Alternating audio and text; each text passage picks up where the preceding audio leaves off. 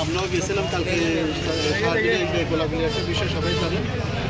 এই তথ্যটা আমরা যাচাই বাছাই করে আমরা বিভিন্ন আঙ্গিল দিয়ে কালকে থেকে পড়াশোনা ছিল। কালকে রাত্রে 2-4 বাজে আমরা ওখানে অবস্থান করছি।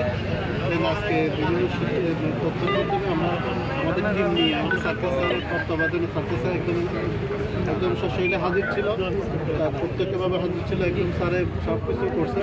বিভিন্ন ধন্যবাদ দেওয়ার দরকার সার্কেল স্যারকে। সাথে আমরা বিভিন্ন তথ্য নিয়ে কাজ করছিলাম। তাদের আবার ওয়ারেন্ট আছে, আমরা টাকা দিয়ে মামলার আসামি আবার ওয়ারেন্ট আছে। আমি ওয়ারেন্ট নামগুলো একটু বলবেন।